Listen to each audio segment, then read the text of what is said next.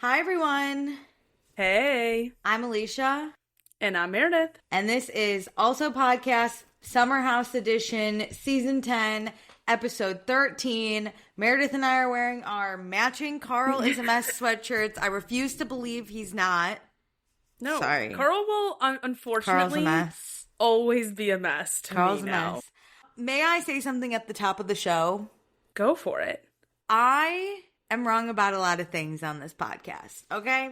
Wait, this is the second time you've done this. I'm not apologizing. No, I'm just saying. What? Where you're like correcting a statement. I'm you not did correcting this like 2 anything. weeks. Oh, okay. Never mind. Keep going. Let's make something clear.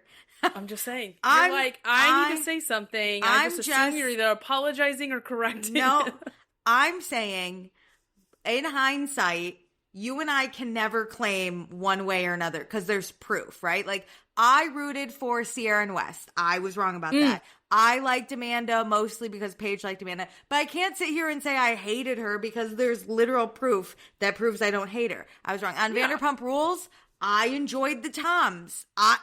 That was a little wrong of me. And I back Sheena. I stand by that one. But is that wrong of me? Sure. Let's put that one aside from the rest of this. I would like to say, though, there's one stance I've always taken. And I have never been wrong on this. And that is to stand by Mother Hubbard. Okay? I have never been wrong on, and I feel vindicated on this. And I'm so glad that one of my points, one of my stances has lived on, because she was incredible this episode. I love her so much. Can I tell you that something that might make you happy? Sure. I have been, in the comments, a keyboard warrior for Lindsay Hubbard today.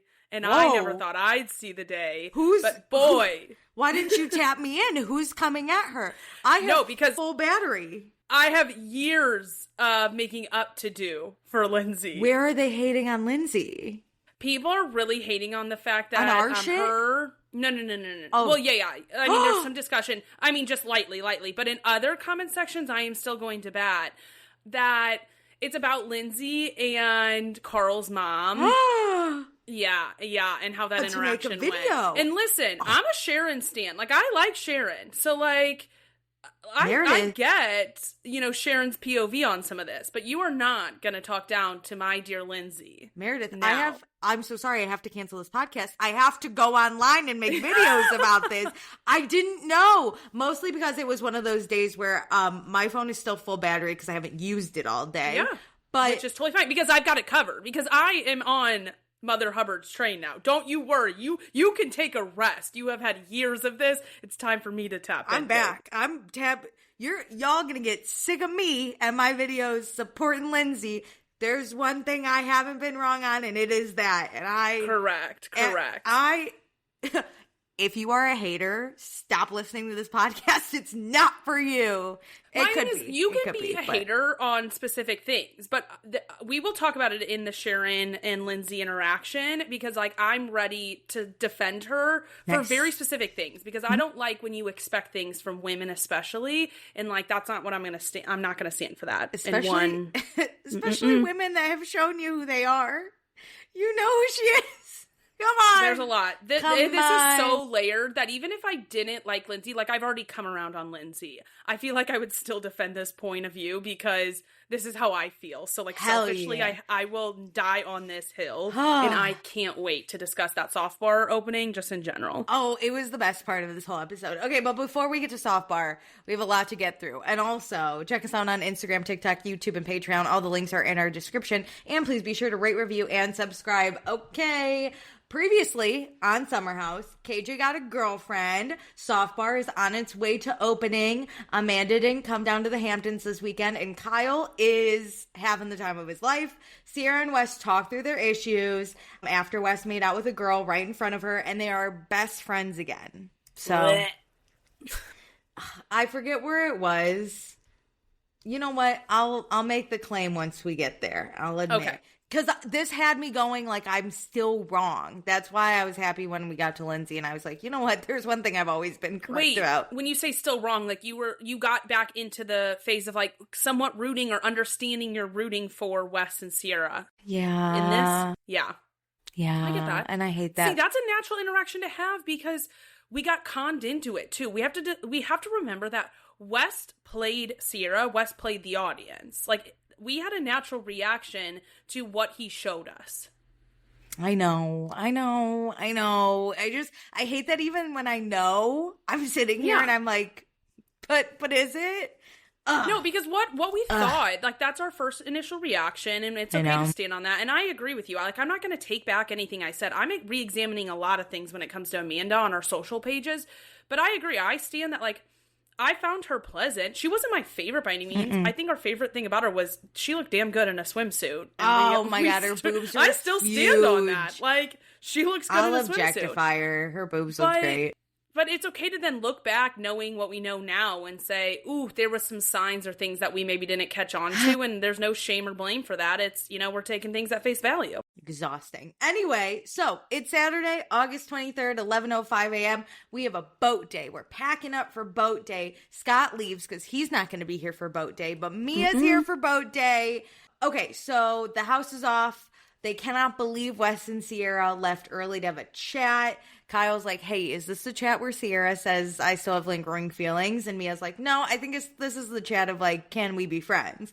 I love Kyle always wanting to know what is going on. Yeah. That is a theme this entire episode for him, is he's like, wait, what's going on over here? Like, he's kind of nosy, and that I love that. Just include him.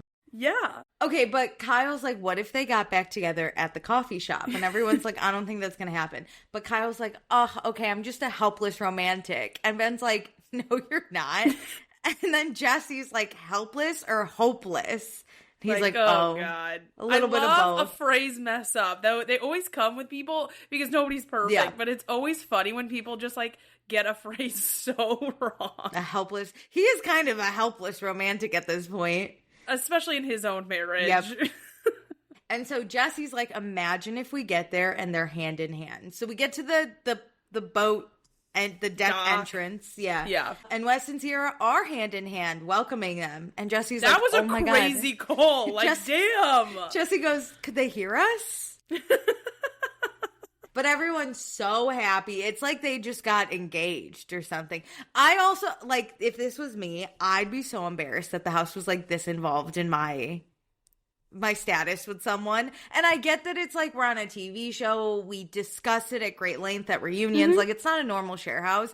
But I'm not someone who likes this. Like, I would be so embarrassed. I'd be like, don't make it a big deal. I somewhat agree, but I think there are people who are central to friend groups and people who are not. And both Ciara and West are very central in both the guys groups, the girl groups, the cross-mingled groups. So there is a lot of vested interest in these two on them just being friends. Which is let embarrassing. Alone them being in a relationship. This is why I don't date, not only in my friend group, but I do not bring my dating life to my friend group because this is not a group activity. This is dating within the friend group, and I hate it. Okay, so we're on the boat. Dara and Ciara swoon over Mia's ass. Carl gets a selfie with Jesse because he's in a soft bar hat. And then Mia asks Ciara how the convo with Wes went. And Ciara says it went good, but it's weird. And she honestly feels like Wes is her person. They have this weird friendship, and it's hard to ignore that. Right there. I didn't like it. But Mia's really proud of Ciara because, like, Ciara's usually a cut and run kind of girl. Yeah. So this is good that she, like, talked out her issues. And Ciara says she is warm. She's not fuzzy, okay? That's not her thing. But she's trying to be less rigid. So I think this makes it so much harder to know what we know now, watching Ciara really overcome being, like, having her walls up and not just kind of ghosting and, like, pushing West away in a friendship way. Like, she was willing to try to, like, break through these issues and discuss them. And she really wanted that friendship, let alone a romantic thing. She really wanted that friendship. And this just breaks my heart. Like, how do you look at someone and do this? I don't like this. No. I don't want to be here right now. I don't want this. I don't know what else to say besides I'm going to whine and just say I don't want to be here right now. What I will say is after kind of some of this is my favorite episode since the scandal started. Same. I think it was really fun. Get me to soft bar. Really helped. Get me to soft bar. The boat was really fun. Outside of this conversation, like, they were having fun this episode. The boat was fun. We went out. The New York scenes were fun. Soft bar was so fun. I agree. This was the best episode since the scandal. Okay, and then we have fun. We have a boat day, except KJ. He's feeling seasick, which, like, listen, I can't think of anything worse than feeling seasick. Yeah. I don't get it, because I'm not. I'm a sea girl. Like, an actual ocean, a little bit, I can get it. But Dara was right that he needed to get in the water. That helps everything. But he was like, I'm not getting in that water. And I think some people are just, like, scared of what's out there, and I get it. But you got to choose fear over sickness, like not being sick. Go lay in that little lily pad thing. Like, you don't have to be with the fish. I appreciate Dara checking in on him. I'm a lesser person because I would have been like, you're not going to ruin my boat day. Yeah, see ya. I'm not checking in on you. I have a boat to enjoy. I love a boat. They had so many water toys, like Kyle with that, I forget what that thing's called, but it's that like propeller thing you hold on to. Last time we did that, he lost his swim trunks. Yeah. No, I love a boat day. Yeah. Okay, so Amanda calls Kyle, immediately asks for Ciara. So Kyle's a little annoyed, but it's also kind of, I don't feel so bad for him, but it is hard to watch, and I can't imagine being the person who does get treated like this. Like, Amanda is not treating him well. Kyle is not treating her well either, but like, this is hard to watch on both sides now. She's Katie Holmesing him. I know. She's already done. She's checked out. But apparently, so we don't get the full context until later, but I'm just going to give it now because it was, I don't think they were going to include this in the episode. I think this is something that got re-edited because it was choppy the way it was given to us. Yeah. But we find out later, but I'm going to give it now, that in the group chat last night, in the house group chat, Wes said that last night was the best night ever. And Amanda responded and was like, damn, right? So she was offended. And so immediately that's what's kind of brought up. And Amanda's like, no, I was actually offended because the one night I wasn't there, like, that's the best night ever. Yeah, she's like actually hurt. It wasn't just like I'm not there, haha, can't believe you guys had fun without me. Her tone is serious in this FaceTime. Yeah, I would have probably like laughed. I probably would have done something similar where I'd be like, damn, okay, like I'm not there and now we're having fun. Text. I don't think you would talk about it like this on the FaceTime. I don't think it would be brought up unless someone else was like, are you actually offended? I'd be like, they're on my list. But I don't think I'd be like, actually fucking mad. No, she's like pissed. And then Kyle cracked me up. He goes, okay, you made it about you. But that was weird. She's being really weird this summer. Do you think, I still don't think her and Wes were like hooking up, but do you think? No. Okay. So we're on the same page. Other people are really looking into it. I truly don't think. I know. Until, like, I can be proven wrong. Like, I'm willing for more evidence to come out. But given what I've been, like, what I've seen, I don't think that they are intimate at all. I think they have a weird dynamic for sure. I think Amanda has feelings at this point, doesn't fully realize it. I think, because, again, people are now analyzing the whole show, which I appreciate. But also, like, just let me fucking live for a second. But what people are bringing up is, like, Amanda never liked Luke because Luke never gave Amanda attention. Like, he was very, like, I'm not going to put up with your bullshit. And Amanda, like, really hated Luke. I think that Wes is really, like, I don't want to say easy with his attention, but he just kind of, like, dishes it to anyone who will listen because he wants to be everyone's favorite. Front of him, he banters with, So I think, like, this is Amanda being like, I'm going to get Wes to admit that it's not his favorite day. Like, you know, I think she's really trying to banter to solidify that she's, like, a favorite girl to all the boys. Yeah. And, like, Luke didn't give that to her. And she's got Jesse, like, he gives comments to all the girls' pages, but he was always the most forward on Amanda's pages. On Amanda's page. I mean, if you look back, obviously she dated Kyle, or she's been dating Kyle. Carl has always held Amanda to a very high standard because he's like, look to Amanda and Kyle. I don't really know much about Andrea, mostly because we don't analyze it, but she has had like special relationships with all these guys. And I don't mean special as like creepy. I mean, it is like she's had relationships, and like Luke was the only one that didn't give it to her. So I think she's solidifying like, okay, even though Ciara and West have their relationship back, I'm still She's here. Making even the friendship competitive. Yes. Anyway, so then Mia and Dara talk about KJ. Dara says she was a little nervous yesterday telling everyone, about them being exclusive, especially when she saw Mia and Ciara talking to KJ, which I think is fair. But Dara says, she knows it's quick and she has no qualms about it. And she just hopes, he doesn't have any qualms either because it would wreck her if KJ double back. I agree with that because I think it's appropriate for, the people in your life to have conversations with you, but for KJ to 180 things off of somebody else's opinion would be crazy, not only for him, but then for Dara. Yeah. And I like how this conversation went down because I think it's respectful of people giving their opinions who have given them in a respectful way. And open to just a light discussion about their relationship, but that they will be moving forward with it no matter what people do say. Yeah, I really liked this conversation. I think it helped me as a viewer be like, okay, I feel and think about these things too, and it's okay to question things, but that doesn't mean I'm right. And yeah. And you do it in a respectful manner, because all Mia said was I know KJ is mature for his age and he's a good guy, but he is a little younger than you. So keep that in mind. And I think it's that's a solid concern to bring up to both parties.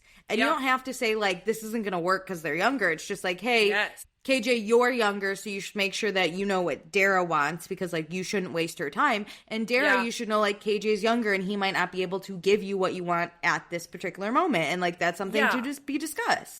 I feel like that's what good friendship is highlighting things that you should be focusing on or considering when making your decision. Not telling your friends how to make decisions, but to, help them and guide them in thinking it through on their own.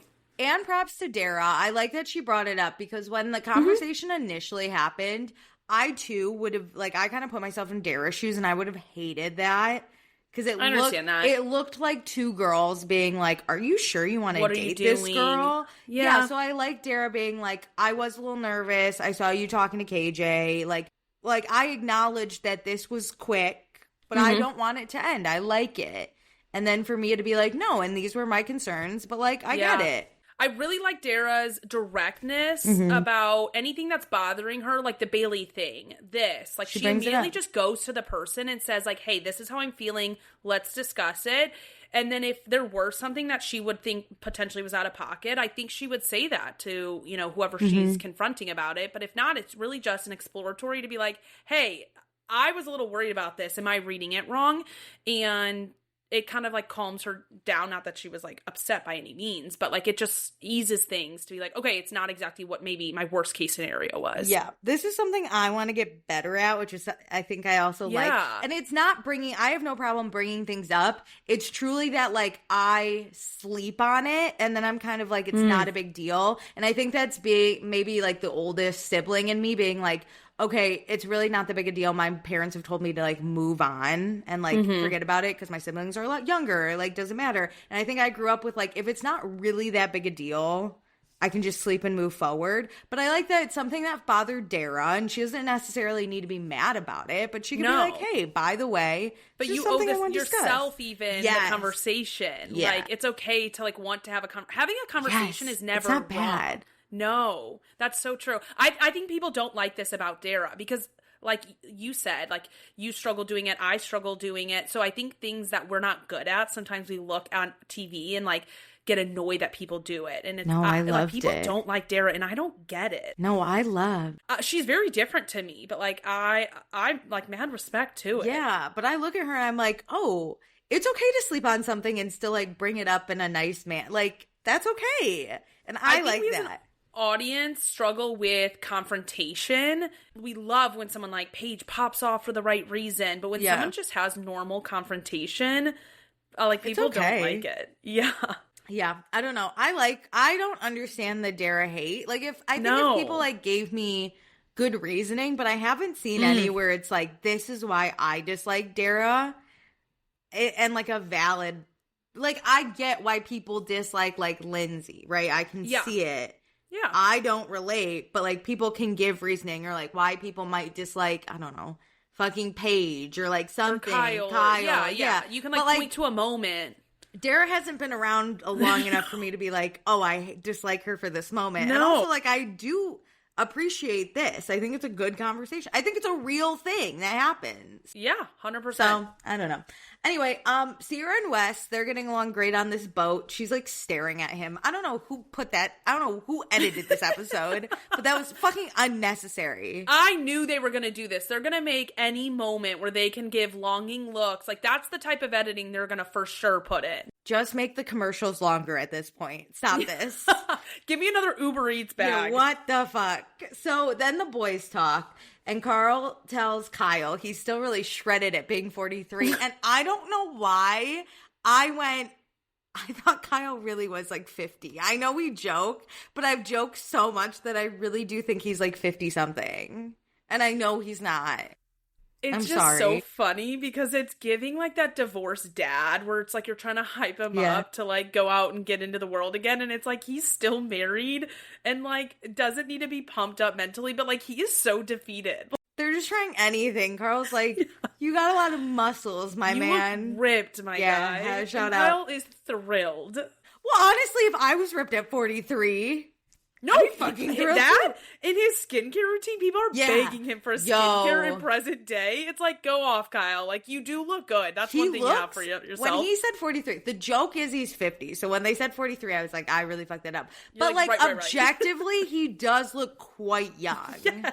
And I gotta say, it's that no kids, I think. I know Amanda wants those kids, but I think it's helped Kyle age. That, and I also do think Kyle's one stress reliever that actually works. That Drinking? Doesn't add more stress to his life. No, is he does work out, like, frequently and, like, consistently. Like, I think drinking and partying sometimes adds stress to his life because of the dynamic with Amanda. Yeah. Working out is the one thing I don't think he has ever gotten yelled at for doing. No. And he does it a lot. Good for him. Yeah. Yep. Okay, so Kyle tells them that it's weird without Amanda here. And Jesse's like, hey, is it because you feel more free? And Kyle's like, yeah, it is. And Kyle says, you know, he's himself and he feels like him existing irritates Amanda. Which I was like, it does. You're right. I hate, and I do feel like you've always been quite harsh on Kyle. I feel like I always try and like defend him, which sometimes is very wrong of me, and I like totally get that. Like you love the character and what Kyle brings. I think. do. Like you're not okay with him screaming at Amanda, no. But like some of this chaos does benefit our own entertainment, and that's okay to say. And Amanda ruins the fun of Kyle. Like I 100%. Like the fun of Kyle. That is accurate. He does. Okay, so the boys tell Kyle that him and Amanda are very different people, but the reality is they need to accept and love each other for who they are, or they don't finish the way Jesse's like, and then is like about to say you have to get divorced is so funny because he's like, I can't be the one to say that. Goes, or it's, who knows? I would have said, or divorce. I don't sugarcoat this shit. Well, I think that's also the difference between guys and girls, is girls look you straight in the face and are like, divorce that man. Like, that man has done nothing wrong if he didn't, like, get you flowers that day. We're like, divorce him. Divorce, babe. I have a friend who her boyfriend could breathe too loud, and she'd be like, I have to break up with him now. She does it every single day, and she's like, it keeps him on his toes. 100%. My first option, if you ask me what you should do with your boyfriend, first option is break up. Break up. Is that not the option? Okay. I'm going to be honest. It's always on the table. Yeah. It's always an option. I'm not one of those people who grew up like, oh, we're never getting divorced. No, it's always an option. There are things you can do to me that immediate first option. Yeah. 100%. I think that's the first thing on the table. If we're not getting along, I go, is this a divorce issue? And then we can decide if it is or not. But I think we put strictest punishment first. We put worst case scenario on the table, and then we could be like, oh, phew, it wasn't that bad. But like, oh my God, you turn my show off or you change the channel. Is this a divorce situation? Yes. Let's think about it. Because I'm leaning yes. And then we can find a lesser charge. That's what the government does in a court of law. That's how I'm going to proceed. You are guilty until proven innocent. That's America. You know, a lot of people in our comments will sometimes be like, why are you guys acting like this is a court of law? Everything is a court of law to me. I'm going to be so fucking for real. I was arguing now or forever hold your peace. I was arguing. I don't even remember what it was. I was arguing with someone because I was like, put him on trial, and they were like, why are you acting like this is... I was like, are you kidding? I really went in. Yeah. This is... I'm sorry. Bravo is not a legal matter to you. Divorce. Listen, I'm not asking for them to be beheaded in the square, but, like, I will go through evidence like a court case. I'm thorough. I'm not, but like all people, I come to a conclusion, guilty or not, and then I go. Yeah. You could prove me wrong at any time. That's why I'd be a terrible juror. I can change decisions easily. But you have to, that's what you're supposed to do in a court case, too. You're supposed to assess it on all the evidence given. Hell yeah. But that's how I move through life. Do other people not do that? Do you not assess what's in front of you? I don't know. But, like... I make the decision and I stick to it unless you can convince me otherwise. That's how I go. I won't go in clear-headed and then you can convince me. A lot of the times I've made my decision and you could get me something different. But I go based off me. Well, what? I've had my own court case in my head. Yeah. And then I will invite other people into it. Yeah, but I've decided. I think for myself. Yeah. Hello? Remember Luigi Mangione? The socialization of it is that's the appeal of my decision. Yeah. The public can appeal to my decision, but, like, you don't get the initial court case. That's all happening in my brain. I have to be so honest, when I was arguing with someone in our comments, I really don't even remember. Because I remember reading it and being like, what are you talking about, a court case? It was like a video on also, and I, from my personal account, commented something, and they were like, is this a court of law? And I was like, what are you talking about? Like, there was a moment, I was like, you're responding to me? What even was it? Now I'm curious. I don't remember, because I think what's hard is on comments, you just, like, see the line item come through in your notifications, and you don't remember what it's tied to, and once you click in, you see the whole thing. I saw it come through on the also side, and I was like, wait, what? I was like, what did I say that, like, caused this? I said, okay, you made a video about Watch What Happens Live, and I said, I repeat Kyle's question, what's the consequence to lying on Watch What Happens Live? Which isn't even a court thing. And they responded, and they were like, why are you acting like this is a court of law? And I was like, what are you fucking on? That one wasn't that serious. What are you on? And why are you responding to me? I was like, are you in... It doesn't matter. You know what? Let me calm down. I need to calm down. Anyway, Kyle doesn't want to talk about Amanda anymore because he's having a good weekend and she's fucking dragging him down the old ball and chain, you know? No, and I hate that I'm like, yeah, no, she is dragging you down. I've always thought, like, I'm always pro let Kyle drunk eat. Let him do it. He does treat her terribly. Awfully. Oftentimes. But they are vastly different people, and I want Kyle to be free and to have fun, and that is why I just don't think they ever should have gotten married. Here's the thing. They knew that. They were vastly different people. Yep. She thought Kyle would grow up. For TV sakes, I don't want him to grow up. Yep. It's better TV. Kyle should have known not to propose and to hold on to this relationship because they weren't aligned. Amanda shouldn't have said yes because Paige literally said, don't do it. Yeah. Hello, both of them suck. Anyway. 100%. Give us free reign, Kyle Cook. We continue to party without Amanda, but truly best weekend ever for Kyle. I was like, no, I get Wes being like, this has been fun. There's no married couple bringing down the vibe. Maybe that's why she was so offended, is because she knew it was true. She knew. It was like a general statement by everyone. I know. Okay, so it's 5:07 p.m. We get back to the house.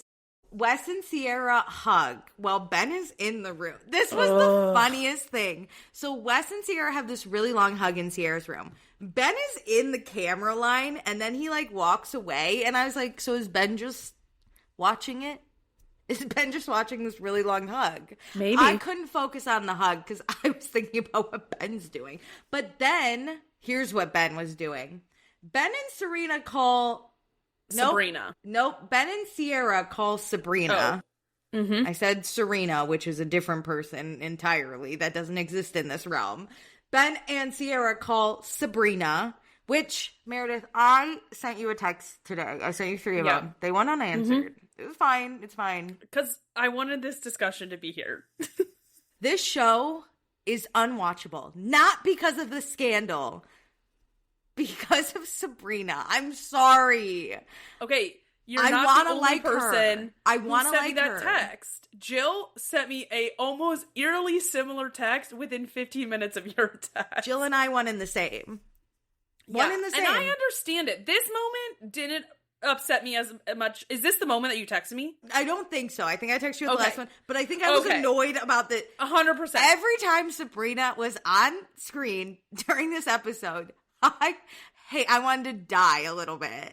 I see a lot of commentary on both sides of like, oh wow, people really hate Sabrina for nothing, and like, wow, she's weird. I don't think I hate her. I just think I don't hate her. I don't like how she interacts with people. Like, I would struggle to be friends with her because I find how she approaches these people that she's just met. I understand making like kismet friendships. I do have that, but I don't make comments like this. Oh, I just feel like there's something so like. And I can't explain it, like, in good terms, because I'm not articulate. But there's something in her where she needs to prove to everyone that she's, like, meant to be here. And, like, no one's saying you're not, which is the frustrating thing. It's like no one's asking you if you're on the list, but she's letting everyone know she's on the list. And that's the vibe I get from her. And you know what's crazy? Like it. I don't think she's doing it because of the show, and that's what drives me nuts even more. I think she's just like this? Yes. It would make sense if she's just trying to get on the show. No, I think her approach would be vastly different if she was trying to get on the show. I'm going to be honest, because this is weird for the show's sake even. This isn't even the weirdest one, but... No. I think this is her being, like, overly friendly, and I can get past this moment. Like, let it rip. Sure. I just am like, whatever, she exists. Okay, and Kyle also joins. So Ciara gives Sabrina the 411 on her combo with Wes. Kyle's obsessed with the story. He's like, that's so cute. Second time he wants the tea so bad. And Sabrina's like... Oh, that's so cute. I mean, Wes did say he has a crush on you. And both Kyle and Ben simultaneously are shocked. Yeah. Kyle is shocked because he didn't know this information. Yes. Ben is shocked because he told Sabrina that in confidence. I was dying at Ben, like, grabbing the phone. He has, like, sunglasses on. And Sabrina he's like, Bell. Sabrina Bell. Which I get this. Normally it's the opposite. I feel like a guy is dropping the tea that was like sacred. What are you doing here? So what happened was, one night they got back to the house after a night of going out, and Wes grabbed Ben and said he still has a crush on Ciara. And Ben was like, no way, really? That's dope. And then he told Sabrina. And because Sabrina, I think she is a girl's girl, but she's like the weird type of girl's girl that would like... She would, like, lick your feet if you asked her to, because she'd never say no to a girl. Yeah, she, like, needs to be in the know, in it all. Like, she will do anything. She would sell her firstborn child if Ciara said, like, you're my best friend. Yeah. Yes. If Ciara said break up with Ben, Sabrina wouldn't even think twice. Yes. And so... Yeah, so Sabrina, like, must tell Ciara, which I think is, like, nice, but also maybe do it, like, privately, because it sounds like the two of you, you want to hang out with Ciara all the fucking time, so, like... But she isn't even like, oh my god, I had to tell her. Yeah, she dropped it. She which is awesome. Wants Ciara to know that she knows the tea. She doesn't want to tell Ciara because she's like a girl's girl and cares about her and believes wholeheartedly that she should know like, this. I'm and is on ready. the list. I'm in the group. That. She's not like Ben. She needed to know. This is important. Like, she doesn't like defend it or anything. She's like, listen, I told you I was on the list. You told me. Let me prove to you I'm on the list. And it just gets worse. Okay. Anyway, so now it's 7:51 p.m. We got dinner. We're eating, it looks like Indian, which is a weird choice for a hot day. But I love Indian. Listen, but to me, it's a winter food. But I agree, but when I crave it, I need it immediately. True. It's just more wild that they're choosing to eat this outside instead of the air-conditioned house. Yes, agreed. But sometimes also I feel like you're like, I don't want to eat American food anymore. And Indian food hits so hard. It's such a good family style. I might have to get Indian food tonight. I know. So Wes says, and I quote, I can't believe this is the first dinny at this table. What is with his speech? I want to shout out a girl I met a few months into moving to New York, and she asked me if I had ever been to Tribeca. And that's what I thought of. Yeah. Okay. Well, I did think about that when Wes said that we haven't had a dinner outside. And you know who always set those up? Paige. Yep. Because it's a nice, beautiful, like, landscape. Yeah. KJ misses dinner, though, because he's asleep. That man loves a nap, and I am all there for it, for him. Let him be. But I would never sleep through dinner. No, I'm the person on an airplane. Wake me up for the drinks and the snack. Yeah. Wake me up for dinner. Don't let me miss dinner. I would never sleep through dinner. But if you're hammered and like a problem, I'm letting you sleep through dinner. I'm sorry. Yeah, you're letting me, but I wouldn't. Yeah. I agree. I'm saying, like, wake me for dinner. If I'm KJ, I kind of want you to wake me. Like, if we're having Indian food outside, I kind of want that. For sure. Okay, that's it. You want to be woken. Yeah. I know if food's a coming, my eyes are open. I'm there. Hello? If I'm drunk, food's a coming, my eyes are open. Put that on a t-shirt. I love it. Oh, you know what? Unapologetically full. Of food. If food is coming, my eyes are open. A little too wordy. We'll work on it. We'll get it down. Yeah. I'm not the creative one here. I push. I gotcha. I take the notes and I do the hello. Ideas, I do the hello. Yes. Mm-hmm. Okay. Summer's almost over. Wes says his summer has just begun, and that's probably because he's cool with Ciara now. Shocker. His whole world revolves around if Ciara likes him. And then we talk about the soft bar launch that's happening this week. Carl's a little overwhelmed, but they tell him he's done so much progress in a year. Carl says, you know what? Yeah, my friends and family have been really supportive, like with their energy and with their wallets. And we all know this is a dig at Kyle. But I didn't find it to actually on face value be a dig at him. I think the wallets part was. And I think it's subconscious. I don't think Carl does it. I understand that. But I think something bothers Carl, right? And he doesn't talk about it. He struggles with confrontation with like bold personalities. With alphas. With hard alphas. But what I don't like is that Kyle knows that Carl is upset and also won't confront him about this. Like, once you do know, like, I do think, like, if this mattered to you and you were so upset about this back, you should also bring this up. Mm-hmm. Because I think it's okay for Carl to sit at that table and be thankful for people's energies and wallets without it being only about Kyle. Because there is somebody at this table who has, sponsored and put money into his business. And why can't he say that he's grateful for that? And in theory, he is acknowledging Kyle's energy potentially. We don't know what Kyle has done for this business. So if it truly is a dig, it's because Kyle hasn't helped in other sorts. You've chosen not to invest and you've promised your energy. And so if that truly is what you're under, then you should really bring full force your energy. And so this shouldn't bother you. I agree. But I think it is a two-way street. Like if I know someone's upset at me, if it's a friend, a lot of the times I would be like, are we good? Are we okay? Yeah. But a lot of the times, like, if you're going to waste your time being upset at me and you don't tell me, like, oh, what am I fucking to do? You wouldn't sit at this table and be pissy at this comment then. You're like, that's your problem. Yeah, I'd be like, if you want to be mad, be mad. Mm-hmm. Kyle, though, is so shut. Dramatic as hell. He has I love it. Idea. I do love it at times, but damn, Kyle. So it's 10:19 p.m. We're going to Murph's, okay? Except Carl, who falls asleep because of the Indian food probably on the couch. That was kind of cute. Ben, who's talking to Sabrina, and KJ and Dara, who falls asleep. KJ has not seen another life since 5 p.m. We go to Murph's, and then at 1:54 a.m., we all come back from Murph's. Kyle's texting Amanda, but he hasn't heard from her. Their text chain, it's just Kyle. He's just giving her updates. That is sad. Yeah.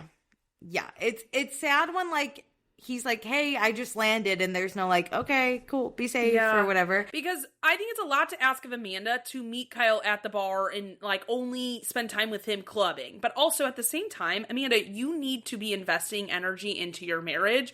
And the bare minimum is responding to texts. I understand not responding to the, like, just finished DJing at 3 a.m.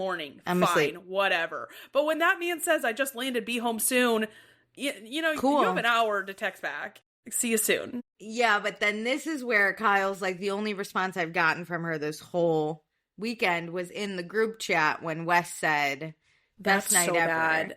Which it seems... Yeah. it seems like a pattern because I put this in a video I made recently on TikTok that Paige and Ciara have said that Amanda would ghost them in the off season.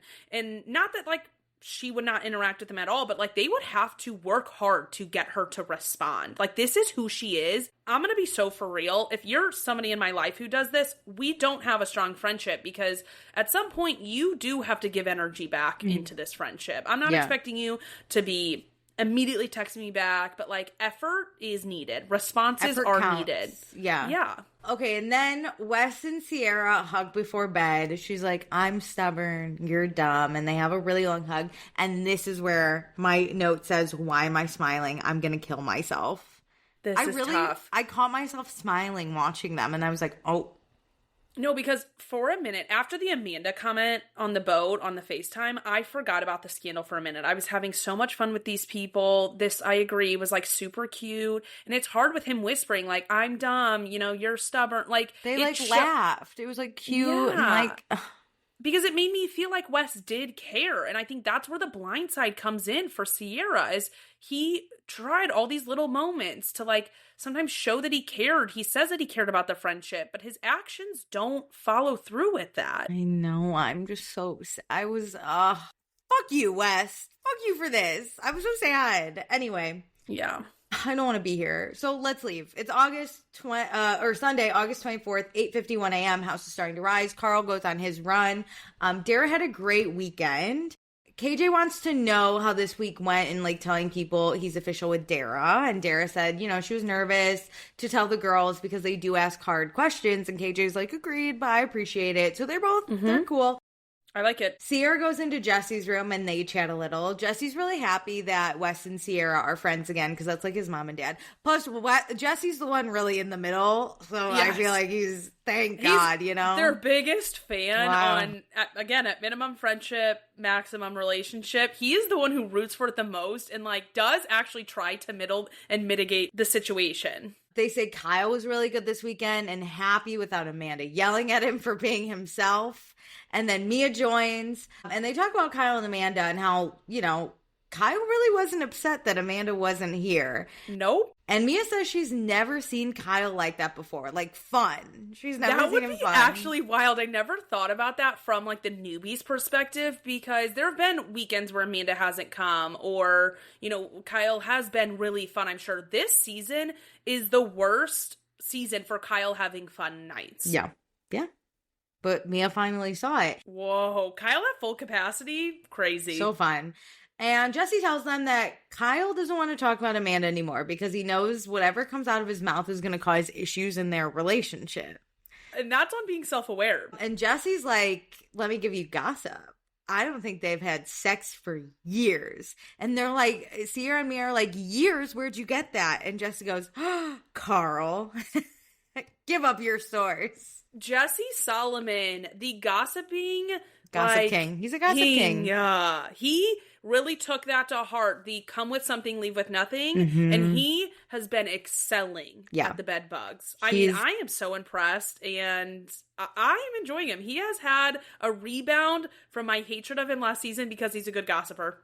Yeah, he really showed how much he wanted to be a bed bug. And he earned it. He earned it. Yeah. Because, like, with West, he's all talk, no action. Jesse, talk and action because he's bringing the gossip. He said absolutely. And he said, Ciara, I won't even try to kiss you anymore, okay? Watch. I will respect you. Watch what happens. Yeah. But none of them know what Kyle or Amanda wants. Like, Kyle and Amanda didn't really think how they would evolve as people together. Facts. Yeah. And if they would stay compatible, right? And no one knows if they're even compatible anymore, which tells you that they're not. This just mirrors the conversation they had on the boat where Jesse was like, or, and they're like, this is not good. We're in the or phase of this marriage. So I don't want to be here anymore. Let's go to New York. Hell yeah. Best place. So on Tuesday, Ciara and KJ are shopping for grills. I wish they showed this more. I wanted to see what grills. I want to see them try grills. I want to see what she picked out and then an interview, because obviously it'll take a while to get it. Give me the interview follow-up with what she got. Yeah, because we see KJ wearing a grill, but we don't know if that's the grilly guy in the one he's wearing in his interview. And then Bailey and Levi grab lunch. Levi is helping Bailey with the It Girl anniversary party. And can I just say, I know the producers are really cutting out Levi and they don't want her as a cast member. But if you choose to move forward with Bailey, please keep Levi because that helps make Bailey more comfortable. I understand. And I don't think that they are, like, trying to, like, cut Levi out. It seems like she's just much more quiet. So there just isn't much for them to work with. And that's fine, but you have 100%. To keep Levi.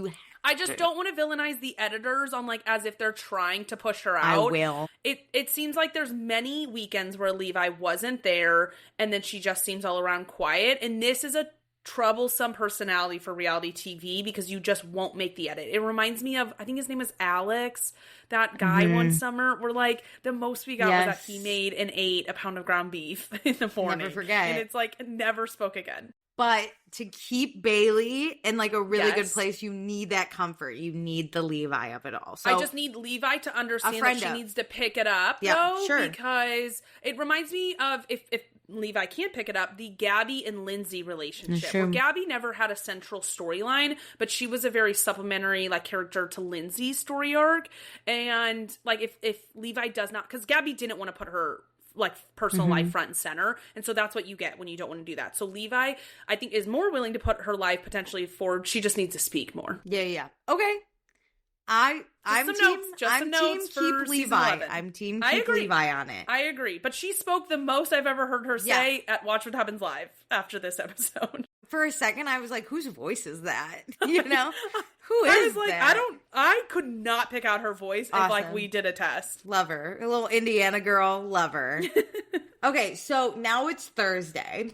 Ciara and Amanda are out for a walk with a dog. I don't know which one. I don't care. It's very fun. They're in Seaport. What a fun. I need to know where all these people live in Manhattan because now that I know Lindsay lives in Fidei, Lindsay's very close to Seaport. But do they all, like, it would be really annoying if, like, none of us lived near Seaport to be like, let's go on a walk in Seaport. But then again, they don't have 9-to-5 jobs, so I don't know if it's that's a better true. time. And Amanda said she was coming from therapy, so maybe, like, that's around there. True. But also true. I don't know. We also did get a DM about mirroring your thoughts about the confusion of where people lived, what was going on. I forget that street that you said. Oh, was it a negative comment? No. It's somebody else who lives in New York and said, like, no, I had the similar vibes of, like, I live here and, like, what's going on? Yeah, Fulton, it does not have brownstones. I was just there again and I was like, I what's don't going see on it. Here? Anyway, but I do really like the Seaport area. But Amanda, she's like, I always miss the big weekends. Like Carl and Lindsay getting engaged, Ciara and West making up. I thought she was talking about a boat, which I was like, yeah, but you know the boat's booked. Like, girl, you can't miss a boat. Talking about very personal interactions that two people are having, and she's centering herself in it. Yeah, I really thought she was like, I always miss boat weekend. I was going to be like, then girl, you got to prioritize boat weekend. Yeah. Hello? Or, like, if people have a really fun weekend, maybe you need to show up and make the fun weekend yourself. Maybe you're the problem. Maybe you're a hindrance to the fun. Okay. Amanda, though, says she had a great weekend without Kyle. She does say she thinks she's falling into a depression again. You know, she's tired. She never wants to leave. And Kyle and Amanda did go to therapy this morning, where Amanda says their love story sounds like a psychological thriller. I was like... It's crazy to me she's sitting in her interview cracking jokes about this as if it's someone else's life. Well, whose fault is this, you know? Also, Who built that house? The only thing worse is to describe your love as like a Shakespearean tragedy. Like, a psychological thriller is crazy. But also... The therapist made a good point where she's like, okay, talk about when you fell in love. And I thought about it. I'm not rewatching the show. I'm sorry. I've watched enough. But I don't know when they fell in love. I believe that they thought that they were in love at minimum. Sure. Like, I don't think that you genuinely choose this path in life without having some feelings in there. I think they love each other. Is it like life or death in love were together forever. What you need to make like a marriage long-term work. Yeah. I don't know. But I think they love each other. I also think Amanda is having revisionist history to distance herself from like the marriage and like relationship with Kyle, to think that they had no love or no good times, because there's no way you make it 10 years without having some good times. And also, like, I really always thought the off season had to be easier on them. Because, like, summer's when you go out the most. Yeah, that's when you're drinking the most. The excuse of it. And I get that. Like, we're filming a show. This is my job. This is... I use summer as, like, the most fun time ever. So I also think... I always thought, like, they'd come back for another summer. And I was like, okay, the winter was probably easier on their relationship. Mm-hmm. Like, summer has to be the hardest part. Yeah. But I don't know. I'm not here to tell them when they fell in love. I don't care. It's their fault. I don't know, but like, not. If you're trying to fix the if you're in therapy, in my mind, you're trying to fix the relationship. And if you're doing that, you should have an answer to that. And I hope Amanda at least gave an answer of when she fell in love, and maybe editors cut it out for like dramatic effect. But like, I'm more concerned, Amanda, if you can't tell me when you fell in love. I understand if you're really not in love with him right now, but you should be able to look back and say like, that was amazing. Like even Michelle over on The Valley, she was like, I'm not in love with Jesse anymore. I want a divorce. But like, she really talked about her proposal with such love, saying like, it was a beautiful moment. Like, I would hope that you could look at the beginning of your relationship and your engagement with love, but I do also know that they did have a fraud summer when they got engaged, or like there were a lot of chaos. Good times. Like, that tells you why you shouldn't have entered into this marriage. You know what? If your relationship is good TV, that should tell you your relationship is not good. Their relationship, great TV. To the point that sometimes I was sick of it. Yeah, if your relationship's good TV, that's crazy. You shouldn't be in that relationship. Think about it. The best relationships are the most boring to watch. Yeah. Like, we should have known. Actually, we should start implementing this, because, like, Craig and Paige, that was a good relationship for TV. I was interested in it. Yeah. Wow. I'm going to have to examine that with Madison. Some proof. We're going to have to talk about this. Or, like, does anyone on this show have good We really don't see Brett a lot. Like, we see them FaceTiming a little bit, but their relationship is not a storyline. It's not good for TV. Yeah. I was trying to think of anyone on Summer House, but these relationships don't really work out on the shows like we cover.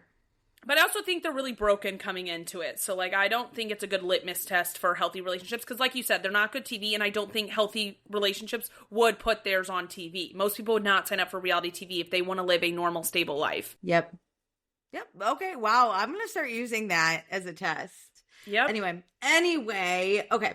So Amanda felt good saying everything in therapy, even if it made Kyle really uncomfortable. Her frustration stems from, like, early and pre-wedding shit, like when Kyle was cheating on her. And Kyle's frustration is post-wedding shit, like when Amanda's lazy and doesn't do anything. I don't know. I think that that's very valid of both of them. And I think it proves that the ring was a Band-Aid. But I think it shows that, like, Kyle wasn't willing to change for Amanda in their early years. Instead, he just gave her a ring because that's what Amanda wanted. And I think it showed, like, Amanda, like, in a way also wasn't willing to, like, accept Kyle in a post-wedding thing, which made him resent her because she got the ring and then she goes, because that's what she wanted, right? And then she said, okay, where's the house? Where's the kids? Down. Yeah, but, like, I think Kyle resents her for that, and I think she resents Kyle for, like, the cheating and stuff. Yeah. Like, I think it's very late. Their relationship, that's why you have to go back to season 1 and watch. If you're just coming in for the scandal, I agree. You've got to go back. It's very layered. There's a lot that has happened, and I see where they both have issues with each other. And why? Like, it's a very, like, straightforward issue. Yeah, I think to shut her up, he gave her the ring, and she then thought we were changing, and so she changed into an adult, and then Kyle resented her for wanting him to also change. And I think both are valid. I think both are, like, weirdly valid. Also, to earn Kyle's love, she probably did all the things Kyle liked. She went partied with him, and so then when she got Kyle... She was cool. She was a fun, cool girl. Yeah, so when she got that, then she settles down into the life that she thought that they would both do. He's annoyed that she settles down. She's annoyed he's not settling down. Him. Yeah. So yeah, but that was an interesting way to put it. Whatever therapist this is, notice how it's not on TV and it's probably working. 100%. So no one knows what happens behind closed doors in a marriage, right? And Ciara acknowledges that, but she just like doesn't think this relationship's working. So she brings it up to Amanda and she's like, what are your thoughts on maybe like separating? You know what I mean? And Amanda's like, I don't hate that idea, but Kyle would. I agree, because I think Kyle would know that that is the end. Like, to Kyle, I think that is a very harsh line in the sand. To Amanda, I think Amanda could take space away and come back to the marriage potentially. Give it, like, before everything happened. I think just generally in the mindset, Amanda could do that. I don't think Kyle could do that. I also think at this point in time, Amanda has fully fallen out of love with Kyle. Mm-hmm. But Kyle is still a little in love with Amanda. Because it hurts him to talk about how their relationship is falling apart. It doesn't hurt her to do that. So I think, Anyway, let's get to the fun part. Brooklyn, soft bar, soft launch, baby. I never thought I'd heard you say, let's get to the fun part. Let's go to soft bar. May I say, though, okay? Yeah. This was under Thursday, because Thursday was when Ciara and Amanda went to walk the dog, and then we didn't get another day. So I assume this was Thursday. I would like to say, at the very end of this episode, Jesse asks Amanda, are you feeling recharged yet? And she says, no, it's only Wednesday. Weird. You just edit that out. You don't need that. The editors are losing their minds. Just send me the episode beforehand. I won't be one of those people that brag about it or give hints. I'll just let you know about the timing. Because they also just talked about, like, they gave the date that this was happening. And, like, you could sleuth and find this, but, like, they chose to leave in what date this was actually happening when they were back at the summer house, too. Like, you could just cut out the date. Or just, if you wanted this to be Wednesday, you could be like, we're not going to include that weird combo with the dogs, or lie about what date that combo is. Say that that's a Tuesday. Like, that's harder to track back when that day was versus the soft bar, like, soft launch. Like, hello? Anyway, so we're at soft bar on a Wednesday. Carl finally has his sober bar through everything he worked through, okay? He's got his sober bar finally. Listen, I loved him shading the, like, sports bar thing. It was a bad idea. We did it. It was. But I just think it's so funny. Like, I think he can see the humor in, like, the discussion of it and understand it. I also do have to give Carl my flowers. He did bring this to fruition. It looks beautiful. It has also been open for 9 months. And, like, I am very impressed with him. Even if I don't think that this is, like, maybe the most amazing idea and I don't want to invest in this, I can still look at Carl and say, hats off to you. He did the thing. And as someone who loves to drink, this isn't if I'm paying $25, I want there to be alcohol. And that's just me. But it is a really cool concept. And I think, like, Carl now has, like, this run club that comes to his place all the time, and runners don't always want to drink after they run. And, like, that's a good idea. Get into the health and fitness kind of section, right? Because they're less likely to drink. And then I think the way he's tackling it is genius. And then we appreciate it, but we're more like beer and hot dogs type of people, opposed to, like, I will catch you in the morning for a coffee. There you go. I'm glad it's a cafe too. That was something I remember talking about last season, is, like, that was really important, is if you're going to be a completely non-alc space, you need to be open more than just bar hours. Agreed. And I love that it's a cafe. Because in the morning, maybe I do want a $25 fruit juice, okay? But 11 a.m. hits. These are some New York prices, so, like, that's crazy though for $25. No, I agree, but, like, in my mind, if I'm a casual viewer of this show and I'm traveling to New York, I think people are more inclined to buy a $25 fruit juice. You wouldn't frequent if you lived down the street. This isn't your. I could see myself frequenting it for a coffee, a coffee shop, but you're not going to get the cocktail. Okay, fair. No. We're also, though, drinkers. We are drinkers. We love to drink. Big drinkers. Yeah. We are not, like, mocktail people. No. I'm just going to be so for real. I can't remember any time in my life ever getting a mocktail. No. Like, I didn't drink last weekend because I wasn't feeling well, and I was like, can I have a soda water? Like, I'm not going to order a mocktail. I'm like, give me just like a I'm going to water. save money. I'm not. Yeah, if I'm not paying for this. If I'm not drinking, you're just gonna know I'm not. I'm not pretending to drink. Correct. No. Anyway, sorry, Carl. I plan on going to visit. It is just very far from where I live. I totally understand that. Greenpoint is far, but it is a lovely area. Great job. So KJ and me are here. Bailey and Levi. Bailey wants a drink that makes her horny, and Carl says we don't have that yet. And so again, they kind of flirt, but not really. But Bailey is very proud of Carl. Okay, I will say I do like that they have like benefits, and like that is a good selling point to a mocktail, because that is what would get me if there was ever something to get me on a mocktail, and like why I would be excited to go try it. Sure thing. Again, I don't think I would ever frequent it if it was in my neighborhood like constantly, but I think that is such a fun pull to be like, here's, an aphrodisiac one, here's an energy one, that's cool. 100%. Okay, Wes is here, Ben and Sabrina are here. Sabrina has a drink. This is where I start to die a little. My God. I think this might have been where I texted you. Sabrina gets a drink and she says it's the best thing she's ever had in her whole life. I hate when people do that.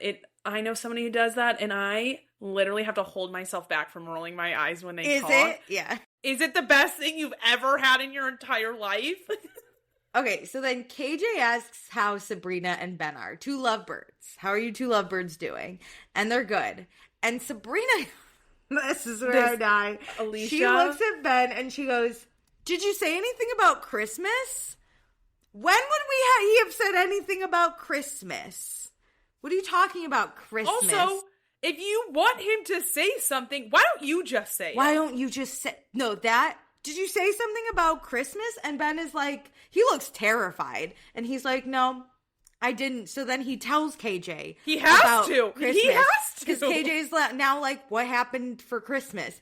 And, Ben is going to Australia for Christmas, and he's bringing Sabrina home for Christmas to meet his family. And I said, didn't we just get back together, or have we been together this whole time?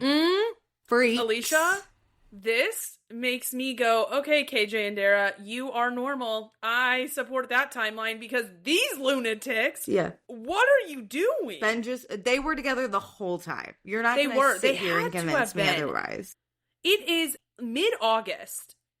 I think it's mid-August. I think it's like August 17th right now. We're going all the way to Australia. That's not a we got in a fight she can leave spot. We're in Australia. And like, I don't have a problem if he wants to bring his girlfriend back home and introduce his parents to her. It's that you guys got together 2 weeks ago. And are you guys boyfriend-girlfriend? Are we in love already? Like, I thought that was the whole thing. He couldn't say, I love you, so he left. And now he's like, never mind, I do love you. And she goes, yeah, I believe you. Ciara never really heard I love you from West, but she's still struggling with the aftermath. You're going to tell me there's no aftermath here? Please. Anyway. I find it so unbelievable that a commitment phobe who runs away at an I love you, been there, is going to a month later run to Australia with this person. Come to Australia with me to meet my family. Then she does. I'm so... Sabrina, you do this I was already pissed. You do this I was already pissed. She goes... I was already pissed about the situation. Yes. And then she looks at Ben and goes, Ben... Tell KJ what you said to your mom about the next girl you bring home. Just say it. Say it. Ben doesn't have to say it.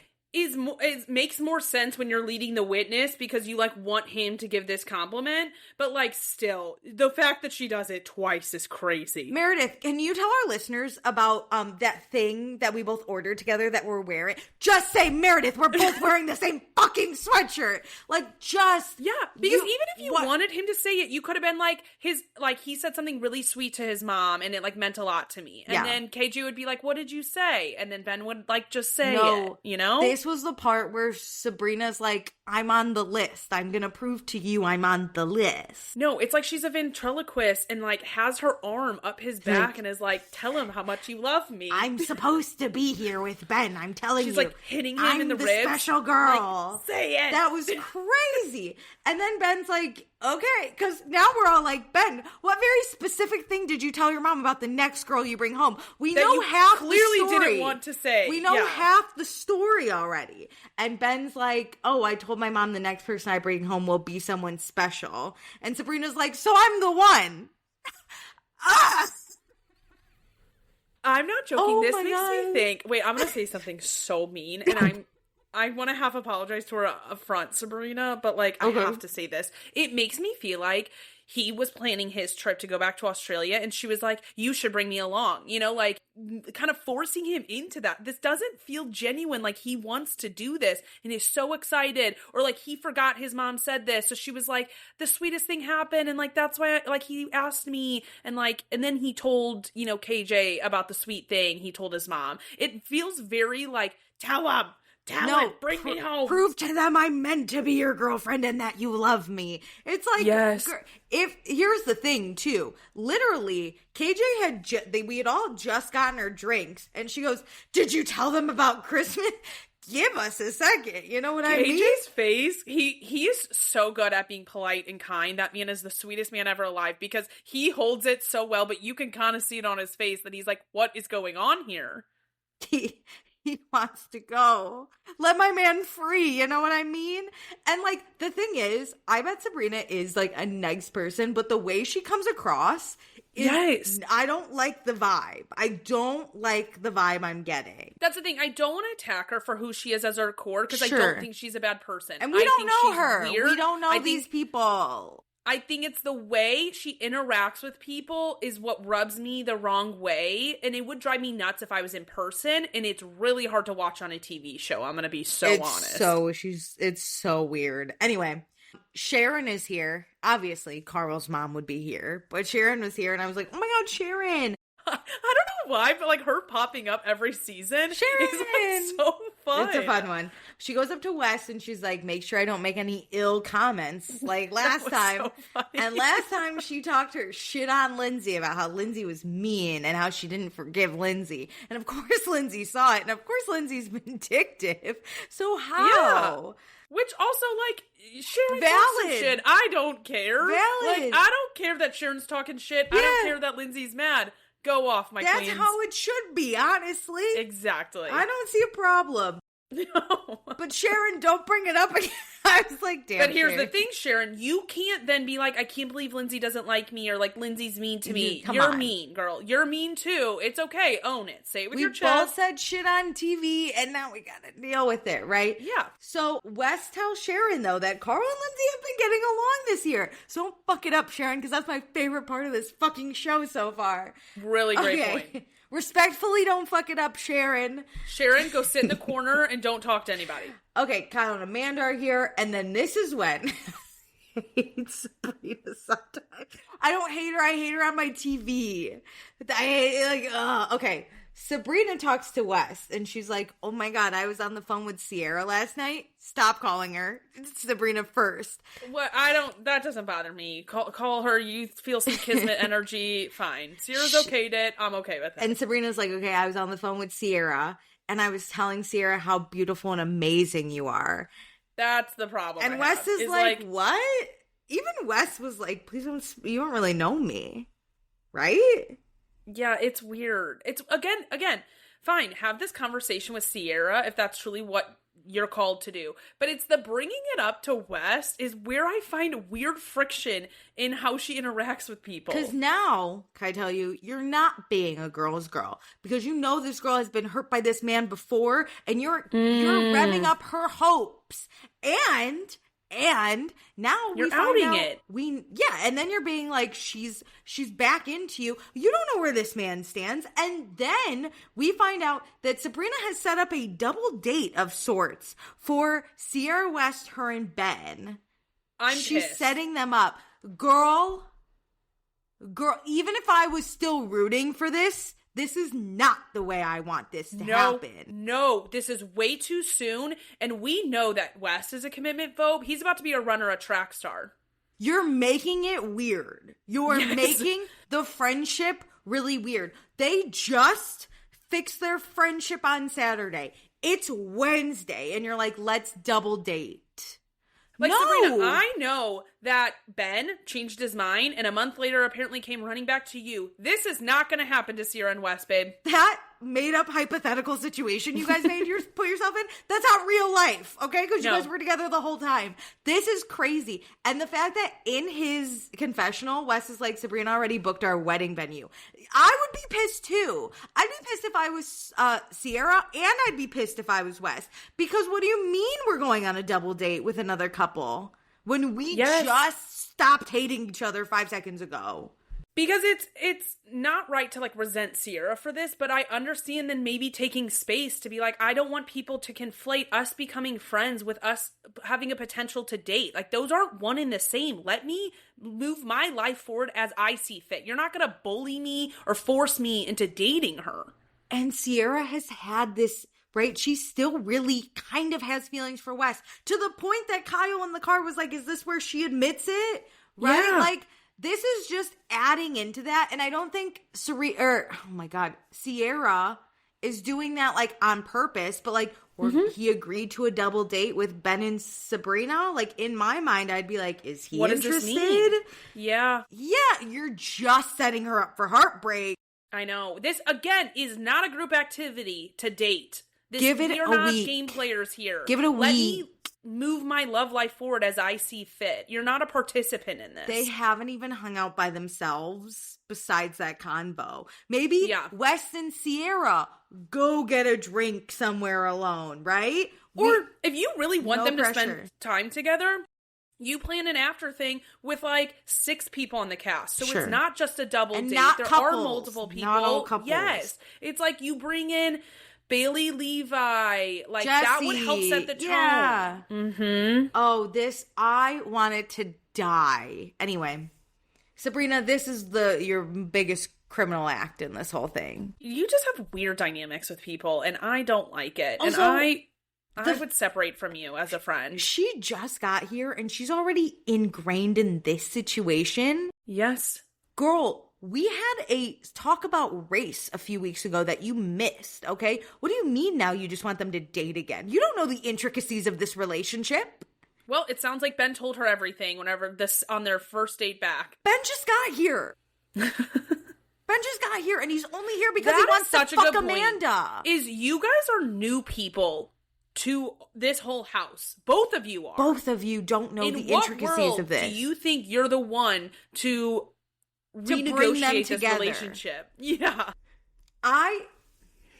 Anyway, so Kyle, he's looking at the menu. He's bummed there's no Loverboy at Soft Bar. He thought Carl was going to have some NA, right? I do actually feel bad for him on this because Carl was a big part of Loverboy NA. Well, here's the thing. They discussed it. Kyle can't assume, but they discussed it. And Kyle connected Carl to the distributor. Okay, I thought maybe, because this is the soft launch, and the real launch didn't happen for, like, another month. So there is a chance that, like, whenever it fully opened, Loverboy was on the menu. Sure. But I did see the Athletic Brewing can, the non-alc beer, sitting on the bar next to Kyle. So it's not like they just had cocktails, because maybe they didn't get their distributors, like, in time, and, like, that, like, whatever that working relationship is. I don't understand how that works. But, like, maybe they just didn't get things set up in time for this launch. They did. Maybe they bought some themselves and just stocked the bar. But, like, Kyle would have just brought it, you know? Yeah. You know, sales are down. You're going to tell me at Loverboy headquarters there's no NA to go around? Ugh. I didn't love it. I mean, I didn't love it. I see, like, this being a shock to Kyle. Okay. Ew. I just am thinking about it right now. This might be the catalyst for the big fight we have yet to see between Kyle and Carl. It's crazy because this fight is very layered in a lot of ways again. Mm-hmm. And I do probably, just knowing these two characters, right? I think Kyle probably steps out of line and says some really hurtful things that gets Carl, like, really fucking pissed, right? Mm-hmm. At the same time, do I think Kyle might have a leg to stand on? Sure. Do I think Carl should have actually let his anger out go ahead of time? Also sure. Like, yep. Two men fighting and neither's right? I kind of can't wait, but... I know, but I'm like, damn, okay, Kyle has something to be upset about now. Carl's a mess, I'm telling you. Carl's a mess. Clearly they're okay now because they did a whole collab on a sweatshirt. Oh, hilarious. T-shirt. Okay, Ciara and Dara are here. Jesse Sullivan is here, decked out in soft bar colors and a hat for merch. And then Lindsay and her friend Georgina are here. I am assuming Georgina's on the city. I think so. Okay. I think she might be the like dentist or someone involved in like dental work or something. She got a name, so I was like, probably. Yeah. They talk about how they're all the way in Greenpoint. Like, they're too old to leave Manhattan. And may I just say, there's two types of old people, like my age and Lindsay's age. If you live in Manhattan, leaving Manhattan is the worst fucking thing. If you live in anywhere but Manhattan, going into Manhattan is the worst. Is the worst? Interesting. I hate going into Manhattan. Like, okay. I despise it, right? I would go to Greenpoint. Greenpoint is very far, though, and it is really hard to get to. There's only a few trains. So I also know, I see where Lindsay's like, we're going all the way to Greenpoint. Yeah, that sucks. I would also say, if you live in Manhattan, you don't go to a lot of the other boroughs. For Brooklyn, Greenpoint's probably like one of the worst places for you to go. Because they talk about it. It's very industrial. It's very warehousey, which is not Manhattan's vibe. The vibes. I like it, but it is far. Yeah. Anyway, they are headed to Lindsay's ex-fiance's sober bar in Greenpoint. This is Lindsay's nightmare, but yes, it is. He did it. And you know what? Lindsay says he did something that deserves her attention, which she did say she wouldn't show up unless it was deserving of her attention, and now she has to meet him at something that does deserve her attention. And I am proud of her for showing up. Yeah, she just wishes there was alcohol, but, you know, she's going to support Carl and his $25 fruit drinks. May I also say, though, at this, I do. I love it. May I also say, though, if I'm going to see my ex, I hope there's alcohol. You know what I mean? Yeah, I get it.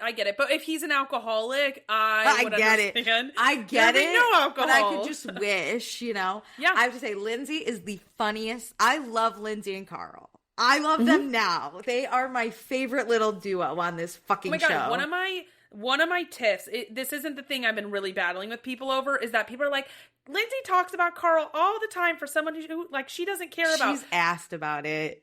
Yes, we are on a fucking TV show with each other. If Carl was not on this TV show, she would not talk about him. I don't think she goes around her life talking about him. But when she has to interact with him in interviews, she's going to be asked about him. When she shows up for filming, she knows that that's the tea that people want, you know? Well, he's not on the city, right? No. He's like a guest star, but he's not a cast member. No. I bet there's a lot less Carl talk from Lindsay on the city because they're not both on that show. Anyway, so Lindsay brought Carl a gift. She is the best. And it's a teddy bear that's soft in case Carl needs a hug. And the producers do the meanest thing and they make us relive the weirdest hug of all time. I thought about you. But Carl also like hugged the bear as she was saying in case you need a hug. That he was already doing it. He's like, I do. And she goes, and this is the soft opening, right? And he's like, yeah. And she goes, not the hard opening. It was very funny. But it was. Carl says he does miss the friendship with Lindsay. And I really also do think Lindsay does too, but she's not the type to admit it. So I think her ego got more bruised in the breakup. Of course. So she won't say that she wants him or needs him. But I think the way she shows it, right? Like Carl will say it and show it. Correct. By like accepting this and being like, Lindsay's giving me a dig, but like I'll take anything I can get. Lindsay's way of showing that she misses Carl in a friendship manner is coming to this launch because she didn't fucking have to do that. That and also like roasting him a little bit, not in like the mean hardcore. They're getting like their really banter. Putting him down. It's like how we love to like put people down slightly. Like this is the right joke in jest. Yes, and this shows that like they're kind of back a little bit. They'll never be what they were before they got together again. But like this is the best version we're ever gonna get, and this is great. They can be professional, right? Like they did an Uber Eats commercial together. Like they're friendly. They have that banter. Like they're not gonna go out and have dinner together by any means, but when they're in a room together, they can have fun together. And like that's huge. There's jokes to be made, probably at Carl's expense, but he will. He's open. He will take it. Yeah. And he acknowledges Lindsay's feedback probably helped create Soft Bar because she was on his ass. It was very valuable and very true. Yep. Okay, let's talk about some faces I'm happy to see. Luke, future politician Luke of Minnesota. Oh, Andrea and his wife Lexi. They're back. They're on the city. Yes, I love Andrea. Me too. And then Carl addresses everyone. It's a very nice speech. I don't even want to do it dirty by paraphrasing it. But his high points are this means a lot to him and his family. Mm-hmm. He wants to break his family cycle. And, it's sad that his brother passed away. And that's what really saved Carl's life. And he acknowledges in his interview that he would burn Soft Bar to the ground if it could get his brother back. God. But he knows his brother's watching him and his brother's guiding him, which is... when Carl talks about his brother and again, his audiobook, insane. I've never cried so much about a book like that in my life. It's beautiful. You can just see the love and the respect and the honor he has about putting Curtis in everything and trying to live up to the memory of him and what he can do for good. And I think that's really beautiful that he really takes that on as a purpose in his life. Yeah, 100%. So it is really beautiful. As much as Lindsay helps with this bar, I would say Curtis is probably the main one because yeah, he was an inspiration. Okay, so back to some scheduled drama. Lindsay knows Sharon is here. Okay? The only thing more awkward than seeing your ex is seeing your ex almost mother-in-law who didn't really like you. Right? Yep. The last time they spoke was a weird text that Sharon sent her a few months after the end of the engagement, right? And it said, I wrote down the whole thing. I'm glad you have this because it flashed away so quickly. Of course I wrote it. Dear Lindsay, I know I have not reached out to you since everything happened. Please understand I do care for you and want only the best for you. I hope you take care of yourself. Sharon. Okay. Which is nice. That's a good text. But weird to send. I'm the type of person that's just don't even text me. Just don't even send the text. If it ended mutually or that. But this was public television. It was bad. Mm-hmm. There was audio of you not really liking Lindsay already. And let's just end it. You know what I mean? Yeah. Lindsay, though, she's at the Soft Bar launch. She just wants to keep her distance from Sharon, which I think is fair. Because Lindsay's the type of person, respect that. If she doesn't have anything nice to say, she shouldn't say anything at all. So yeah, and she knows that, and she knows respect is that she will still respect Sharon on a personal, a human level. She's not gonna attack her by any means, but she's not gonna pretend to like it. That because that's very Lindsay, anyways. Is she's not gonna fluff things up for you. She just wants to be in peace. She just wants to just leave me alone. Yeah. But Sharon, she can't. She approaches Lindsay, which I said, please don't. Please don't. I was hoping, because I think Sharon's worst fear, because Sharon seems like the awkward type, she needs the one to approach it or squash the beef or something, is go up, say hi, and then just walk away. Hey, good to see you. So you get it out of the way and you don't have to stress the rest of the night. Yeah. But that's not what happens. I agree with that. But never forget, Carl is Sharon's son, and Carl, he's a little rough sometimes with Lindsay anyway. So, we'll work on it. Mm-hmm. She immediately comes over to Lindsay and puts her arm around Lindsay's shoulder and holds her there. Mid-conversation, and Sharon just hovers there for a minute. Lindsay turns around and does a little ooh, ooh. And Sharon does. She puts her arm. This would drive me nuts as someone who doesn't like to be touched, especially by people I don't want to see, especially when it's lingering. Lindsay has been vocal about that too. It's not it's unknown because I didn't assert my own wants and needs for years. And so it's not on other people to guess that I don't like being hugged. Yeah. But also if it lingers there, because Sharon puts her arm around Lindsay, which is just a very mom thing, and then leans it there. She's like, you look really good. Arm still around Lindsay, right? Yeah, she's like, for having a baby, you look great. And Lindsay's like, thanks. And then she's like, arm is still around Lindsay. And she goes, can I have a hug? And I was like, oh my God, Lindsay hates hugging this family. Well, and if you have to ask, that, like, makes it so weird. If I didn't go in for a hug, assume I don't want to give you one. But Lindsay just, like, side hugs her then, which, like, I think was the best version she could have done while being forced into this. Because a lot of the discourse and the keyboard warrior things that I've had to do today and this week are that people are like, Lindsay was so rude for not hugging Sharon. And I said, all Lindsay owes Sharon, out of respecting your elders, just another person, like human to human level, is a hello and being polite in conversation.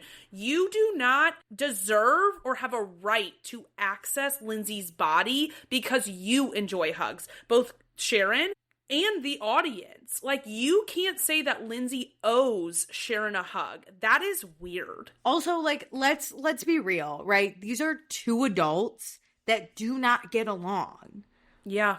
We don't have to force it. We're not friends. And Sharon forcing a hug, I find that weird. And if you are someone who does that in your life and is thinking right now, Lindsay owes Sharon a hug, I really think you need to examine your life, because I also think this about kids. We need to stop telling people that they just need to hug people because, like, other people want it. You do not have access to anybody's body because you want it. It is a thing for somebody else to give you. I agree. But just on a big level of this conversation, like, Sharon isn't required to have a conversation with Lindsay. You know what I mean? No. Like, they don't have, these are two adults. It's not Lindsay, like, respecting her mother-in-law. This was never her mother-in-law, and they don't get along. Like, there's no need. Anyway. Yeah, what did you think Lindsay should do? That's what I keep asking. Like, people saying that Lindsay needed to do X, Y, and Z is just weird to me. Because in what world does Lindsay owe anybody anything? Well, then, too, like, Sharon continues the conversation, and she's like, how's baby girl? And Lindsay's like, she's good. And Sharon, like Lindsay's very clearly giving you social cues that she to, like, does not walk want to the talk. fuck away. Mm-hmm. And Sharon's like, is she walking? And Lindsay goes, nearly. And Sharon's like, oh my God, just, wow, love, like, won't leave. So Lindsay, to get Sharon to fucking leave, instead of saying, can you leave me alone, Sharon, she says, yep, she's a go-getter like her mom and slightly mean like her mom. And that was good on Lindsay. I loved that. And Sharon's like, slightly mean? Well, you are you, and that's the most important thing. And Lindsay's like, yep. And so Sharon says, it was good to see you. And Lindsay says, you too. And Sharon walks away, and people are like, how'd that go? And Sharon's like, not good. I was like, that's the best it could have went, honestly. No, I'm so tired of people saying, like, Lindsay was mean in that. She wasn't. She answered every question. She had a somewhat polite tone. You know, like, why does she need to show up bubbly? That's not Lindsay. You're asking her to perform. Now, for you, for Sharon, like, that's weird. She doesn't owe Sharon anything. No. To me, she's being polite by responding. Mm-hmm. Yeah. Anything outside of that, you're asking for a lot from someone. I'm going to be so for real. And you think that you deserve that or that's owed to someone. And I'm really big on that. It's like, you don't deserve access to anyone. That's right. Go to bat for Lindsay. Fuck no, yeah. It like pissed me off because I deal with this a lot in my personal life and my family of like, why, if I don't want to hug, do I have to hug you? And I, a lot of times, put my boundaries aside to make other people feel good. And I don't like that I do that. I wish I was more assertive for myself. And so the fact that Lindsay is assertive about that, and then people still think that they can have that or are deserving of that, is wild to me. Yeah, I think for me, it's less about like the body, more of conversations I'm like forced to have with people. And I'm like, I don't want to have a conversation with them. I don't have to. And I think that like people are always like, oh, but they're your older cousins. It doesn't matter. We're all adults. I don't care. We're all adults. I don't like them. I don't want to have a conversation with them. I shouldn't have to. You don't get private details about my life just because you're asking. That's someone's mother. I don't care. We're all adults here. Yeah. If I respect you, you will get the respect. But if I don't want to. But respect and information are vastly different. People are conflating the two in the comments that I'm like seeing. And that's what bothers me. Is like people's version of respect means that Lindsay would show up bubbly and would hug Sharon immediately and be like so excited. And it's like, see, that's the problem. Is you're policing how she's showing up because that's what you wanted, and that's probably what Sharon wanted, but that's not what respect is. Yeah. Lindsay was respectful here. 100%. So Mother Hubbard, another win. Listen, I'm here to be your cheerleader, your defender. I'm on it now. I have years of service to make up for. Love it. Okay, so Amanda checks in with Wes on how the chat with Ciara went. He says it couldn't have gone better. Kyle's also here. He inserts himself. He's like, what's happening? He was so fucking awkward. Again, he wants the tea. This is like the 4th time. He's like, hey, I'm here. I didn't follow this. I think, again, this was included because of the scandal. Because Wes was talking about how he wishes Amanda was getting out of the car. Because then they could, like, prank them. Which I was like, you could have. But it was choppy, which makes me think it was added because, like, there wasn't enough for the story, so it would have normally been cut, but they wanted that comment where Wes is like, I wish Amanda was here. Well, I think also that, but I think they wanted this conversation where Amanda reacts to what Wes is saying about him and Ciara, like, being on good terms. Like, you're right. I think they wanted this whole interaction because this didn't really give us much. Yeah, because then Amanda says, like, she's so happy, but she says it with, like, no smile, and I was like, this is so awkward. That I found weird. That comparison to the Jessie conversation were very interesting to me because she was clearly, like, trying to be like, I'm thrilled. And it's like, the Jessie was, like, how she actually feels. Yeah. Danielle is here. I know a lot of people hate Danielle. I, again, am not one of them, even if it might be. That one I'm wrong on. I'll tell you. I'm on the wrong side of history with Danielle, but... With some of it. I think the Danielle hate is very forced in some capacity. I think Danielle has done things wrong, and I'm willing to hear those critiques, but I think people also do just hate Danielle to hate Danielle. And her boyfriend's here. I didn't get his name, but it's not Robert. I forget it's the other guy. Nope. Those two are on in the city. They're on the cast. Can't wait. Yep. So they will not be left alone by Danielle. So Lindsay and Kyle talk about how, like, this is a real reunion of people, you know, because they've been here for 10 years. They've seen everyone. My God, Kyle's getting texts from the Warkis twins at this point, okay? Dude, we know everyone. This is honestly the perfect pitch of In the City. Like, you can feel it's coming. Yeah, 100%. So last time Lindsay saw Danielle was February because Lindsay watched the show and she was unhappy with Danielle's confessionals. She thought they were brutal. I didn't think they were that brutal, the ones they showed us. I don't remember. Okay, but remember, they were in a very precarious place. It's also true. And so I think that's why it's heightened, is they were coming off of rebuilding their friendship. That's and also so true. If you knew that, like if you and I had just had a falling out, I would not be this honest to the world about some of this stuff. And maybe not to me first. You know what I mean? Yeah. Okay, but Lindsay says she has such a limited time to do anything that she doesn't need negativity around or friends that feel like they need, you know, competition. So she's like, I understand that. So Kyle says, I'll figure this out. And he goes over to Danielle and he's like, hey, Danielle, what's up? What's up, girlfriend? You know? And he's like, have you seen Lindsay? And Danielle's like, no, I would love to say hi to Lindsay. Lindsay's leaving. But Kyle's like, I think you could probably catch her. The producer and Kyle comes live. You could probably catch her. Lindsay is out the door. He's like, run. You could go run. Kyle basically has the headphone in his ear. Yeah. He's like such a producer in this moment. You go catch her. Lindsay just got to... And she's Uber not at the is door arriving. Yet. The Eagle's landing. The Eagle's landing. Danielle says she would have said hi to Lindsay, and Kyle says, you know, the longer the silence, the harder it is to break it. He's cracking me up. He's for our new show. Friend. For our new show. Damn, he knows how to talk through this stuff, and he can see issues. Like, I just wish he could be Kyle. A better partner because of it. Yeah, I like Kyle. Okay, so Jessie checks in with Amanda. She's not recharged. It's only Wednesday, even though we were told it was Thursday, everyone. But she can't believe that she missed Ciara and Wes and all that. Jessie's like, I know. And he's like, and guess what? They're hanging out now. And Amanda's like, hanging out? Sabrina, this bitch, in everyone's business, texted Jessie. And Jessie goes, because we talk now. He thinks it's weird. Jessie thinks it's weird Sabrina got his number. He doesn't know how this bitch got his number. Okay? And he's like planning group events. Yeah, about how Ben and Sabrina are going to drinks with Ciara and Wes, and they invited Jessie. And Jessie is like, I'm not fucking going. That made me feel better, though, of like, it's not just about like setting Ciara and Wes up. As I was like, okay, are they inviting the rest of the group? I need the rest of the group to go, but like, yes, it felt very last minute. But because I'm sure she realized that this is weird. Yes, but also, why, Meredith, if you're Sabrina, God forbid, and you text me, Jesse, and say, hey, me and Ben are going out with Ciara and West. Do you want to come? No, bitch, that's a double date. I agree. I don't want to come. I agree. Set it up with me first. Set it up with me first. I agree. And or don't just say this is basically a double date. You should just be like, some of us are going out afterwards. Do you want to come? You lie in this situation. Jesus Christ. Yeah. So but she needs Jessie to know that she is matchmaking here. She's doing it. She's in. She's on the list. She's in charge. She's on the list. Okay. She's not just on the list anymore. She's making the list. Yeah.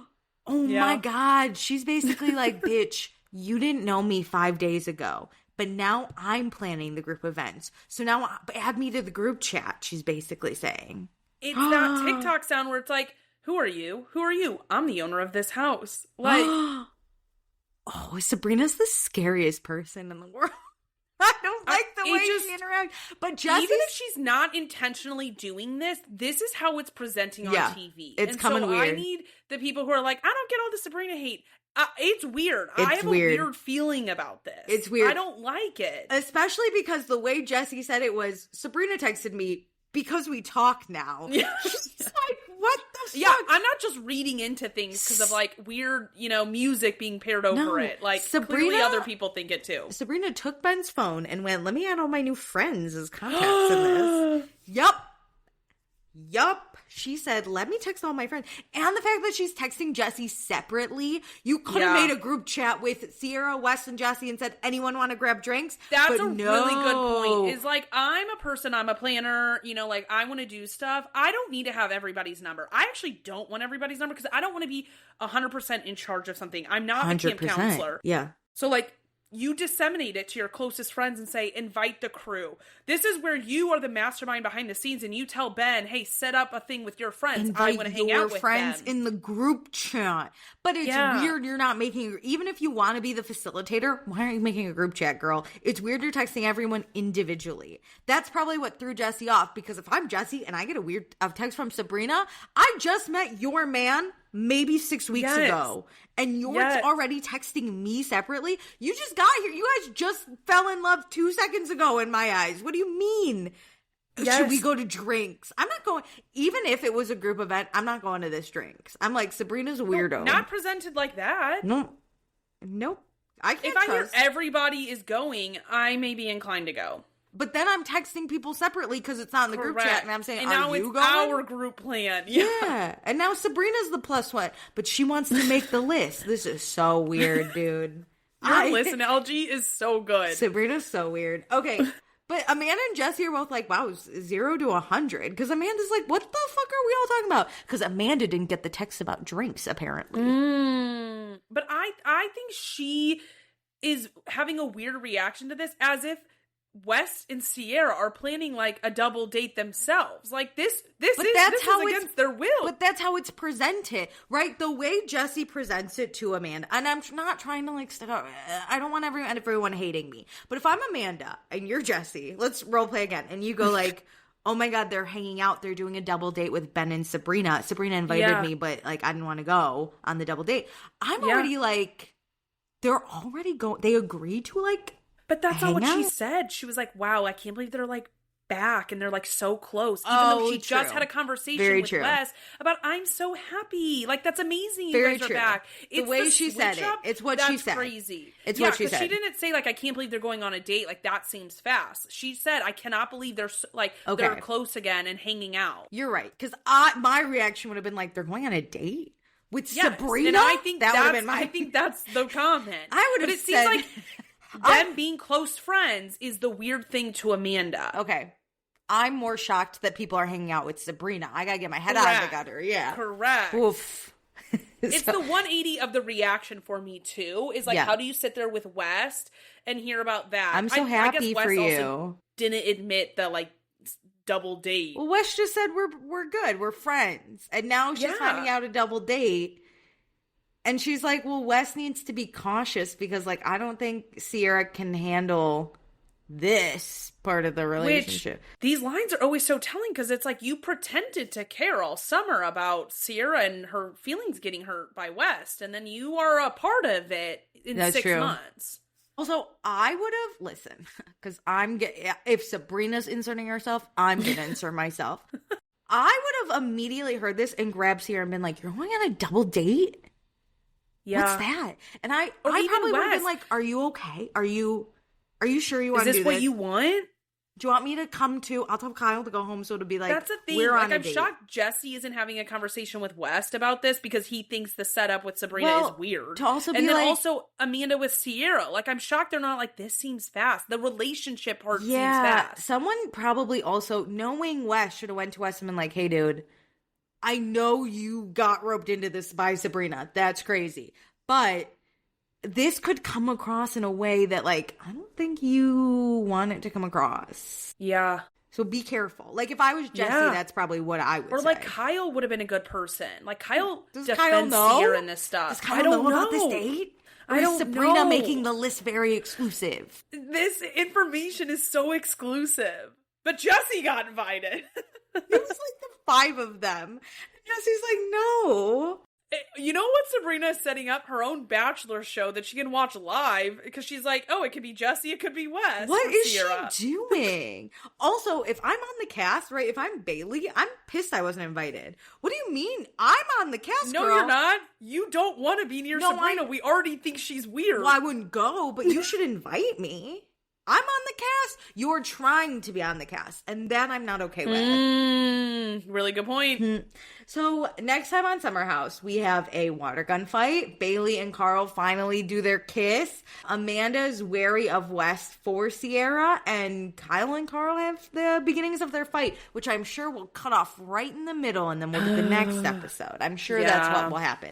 Okay, Meredith, fun, not fun. It is odd, so it is your turn to go first. Who are you picking? For fun, I'm going my guy Kyle again. Yeah. I'm having a great time with him. He is boots on the ground in the gossip. He's living his own life. He is trying with Amanda, which, like, I have to give him respect on that. He's going to therapy. He's trying to text her. She just won't respond. Yeah. Kyle was one of mine, but I'm going to go with Carl instead. He opened his bar, everyone. He did it. He got a teddy bear from Lindsay, which he got Lindsay to come. He got Lindsay to come. He got a teddy bear, which I think he earned because he got Gemma a gift. Okay. And yeah, soft bar was my favorite part of the episode. I think everything that happened in here, even Sabrina, because that gave me a lot of stuff to talk about. I was about to say, you loved hating on it. Oh, man. I got a new favorite to hate. Who's your not fun? This is tough because I just don't feel like anybody was necessarily bad because, like, Amanda wasn't around, but I gotta give it to Amanda because the way you talked about your relationship in that interview, weird. No, totally agree. Also, just not being around makes you not fun because there's two ways we look at this: who had a who was fun to watch, and who had a good episode, who detracted even. Yeah, and who like she did both from afar. She detracted from the group. She was not fun. I'm gonna pick Ben mostly because he's dating Sabrina. And I can't pick Sabrina because she's not in the cast. And those are our unofficial rules. So I'm picking Ben because I support that. Because through the information's filtering through Ben of, like, everything that Sabrina's fucking up. What's happening at Christmas, my guy? You know, like, I'm stressed for you. And I always take the girl side, and I don't even like Ben, but I'm stressed. No, I don't take either of their sides. This relationship's not fun. This relationship I put the weirdness definitely on both of them. I am praying. I want all those newbies to come out except for Ben. Same. Do not be back on my screen next season. Same. Ben, get out. Maybe I can't. Go with Sabrina to Australia. Enjoy your life. Don't come back. Thank you. To the Hamptons. No, this was a great episode to talk about. This was a fun episode, period. I liked this episode. It's a long one, but, like, full. No, we had so much fun. And we're just waiting for the reunion. It was finally an episode where we weren't, like, hounded by the scandal, I feel like. So that was fun. Okay, well, we will be back. We only have a few more episodes before the reunion, and then we will be covering that. I hope it's 1,000 parts. I don't know. We'll see. But in the meantime, do all the things I listed at the beginning of the episode. And with that, love ya. Thanks for joining. Bye.